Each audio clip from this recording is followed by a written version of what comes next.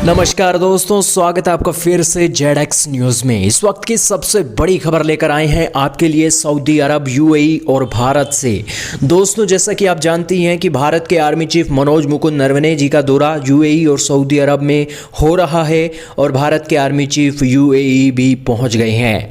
लेकिन दोस्तों, इस दौरे के कारण पड़ोसी देश पाकिस्तान की बहुत बुरी तरीके से जल गई है और ये जली भी इस कदर से है कि आज भारत में भी उसका धुआं देखा जा रहा है पाकिस्तान की मीडिया के द्वारा।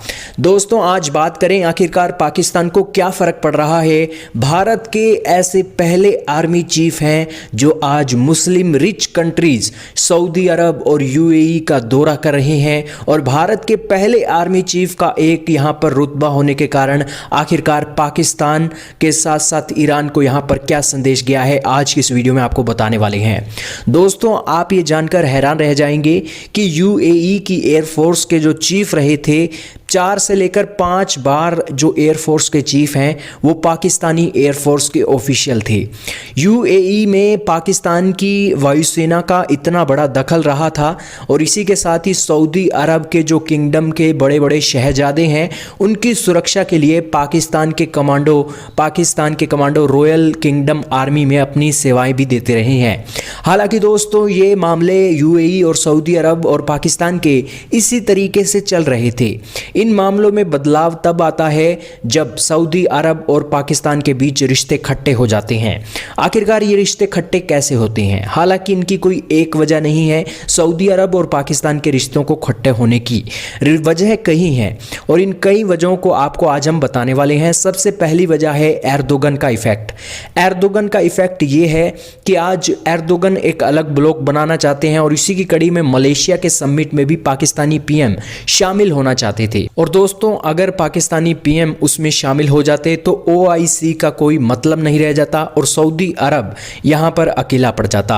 हालांकि उन कारणों से भी सऊदी अरब और पाकिस्तान के रिश्ते खट्टे हुए हैं और इसी के साथ ये भी एक बड़ा मुद्दा है कि यमन के हूती विद्रोहियों के साथ जो जंग लड़नी थी, उस जंग में पाकिस्तान की आर्मी ने सऊदी अरब के सामने हाथ खड़े कर दिए कि हम यमन के हूती विद्रोहियों के सामने हथियार नहीं उठाएंगे।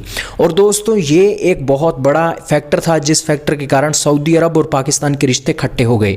हालांकि सऊदी अरब आज पाकिस्तान के कमांडो को अपनी सेना में शामिल करता है, उनकी जो आज सर्विस है सर्विस लेता है, लेकिन इसकी एवज में करोड़ों डॉलर के लोन भी पाकिस्तान को देता है। आज भले ही पाकिस्तान चीन के आश्रय है, लेकिन चीन के आश्रय से पहले पाकिस्तान सऊदी अरब के डॉलरों पर ही पला करता था। लेकिन अब हालात बदले हैं। सऊदी अरब ने यहाँ पर पाकिस्तान के साथ कड़ा रवैया अपनाया है, तो यहाँ पर भारत के पहले आर्मी चीफ मनोज मुकुंद नरवणे जी का दौरा सऊदी अरब और यूएई में होने जा रहा है। यानी कि अब यहाँ पर साफ हो गया है कि भारत के आर्मी चीफ के चलते भारतीय सेना और भारत के नौजवानों की एंट्री भी सऊदी अरब और यूएई में हो सकती है और दोनों देश मिलकर यहां पर डिफेंस कोऑपरेशन में आगे आ सकते हैं।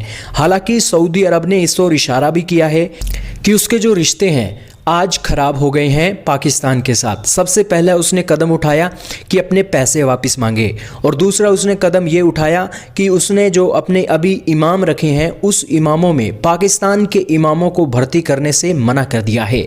और तीसरा कदम यहाँ पर सऊदी अरब ने पाकिस्तान के खिलाफ ये चला है कि उसने अपना विज़न 2030 रखा है, जिसके चलते दुनिया के बड़े बड़े देशों को वो अपने साथ इकट्ठा करके अपने देश की प्रगति में काम करना चाहता है। दोस्तों, सऊदी अरब ने इसमें पाकिस्तान का नाम ही नहीं रखा है। उसने यहां पर भारत को एंट्री दी है, अमेरिका को एंट्री दी है और यहाँ पर भारत को एंट्री करने का सबसे बड़ा मकसद ये है कि सऊदी अरब अपने देश में डेवलपमेंट चाहता है, अपने देश में किसी तरह की लड़ाई नहीं चाहता है और इसी के चलते वो बड़े बड़े देशों का सहयोग हासिल करना चाहता है।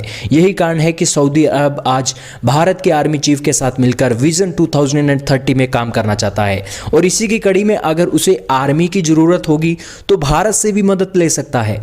हालांकि उसने अभी अमेरिका के साथ भी डील की थी कि उसकी सिक्योरिटी के लिए अमेरिकी सोल्जर भी सऊदी अरब के पास तैनात तैनात होंगे। सऊदी अरब को आज ईरान से खतरा है और इसी के चलते अगर सऊदी अरब यहाँ पर पाकिस्तान का बॉयकॉट कर रहा है तो उसी के चलते पाकिस्तान के सोल्जरों की कमी को पूरा करने के लिए भी भारत यहाँ पर पूरी मदद कर सकता है। यही वो कारण है जिन कारणों से ये दौरा बहुत अहम हो जाता है। सबसे बड़ी बात यह भी है कि हमने आपको पिछले दिनों ही वीडियो बनाकर दिया था कि किस तरीके से सऊदी अरब और यूएई भारत की डिफेंस टेक्नोलॉजी में भी आगे आना चाहते हैं। उनका यही मानना है कि आज हथियार एक देश बेहतर बनाता है। आज इसमें कोई शक नहीं है कि सऊदी अरब से बेहतरीन साइंटिस्ट आज भारत के डीआरडीओ में है और आज भारत का डीआरडीओ सिर्फ और सिर्फ पैसे की तंगी से गुजर रहा है। दिमाग और क्षमता की उसमें कोई कमी नहीं है और इसी के चलते अगर सऊदी अरब और यूएई यहाँ पर पैसों की फंडिंग के चलते एक हथियार बनाने में भी भारत के साथ आगे आना चाहते हैं तो इसी की कड़ी में हम बेहतरीन हथियार बनाकर ना सिर्फ एक दूसरे देश की ज़रूरतों को पूरा कर सकते हैं, साथ में ही पूरी दुनिया में एक्सपोर्ट करके सऊदी अरब को भी जो तेल के बाद की दुनिया होगी उसमें सऊदी अरब को एक बड़ा रोल प्ले करवा सकते हैं। दोस्तों, इन शेखों की दुनिया में इन्हें सबसे बड़ा आज दिक्कत ये दिखाई दे रही है कि आज इलेक्ट्रिफिकेशन होता जा रहा है दुनिया का। यहाँ पर तेल की जगत की जो एक डिपेंडेंसी है वो खत्म होती जा रही है। यही कारण है कि सऊदी अरब अब पाकिस्तान का बॉयकॉट करने लगा है और अब इंडस्ट्रियलाइजेशन के साथ साथ डिफेंस और इसी के साथ हर तरीके से भारत का साथ हासिल करना चाहता है। आपका क्या कहना है? कमेंट सेक्शन में राय का इजहार कीजिएगा। इस वीडियो में सिर्फ इतना ही था।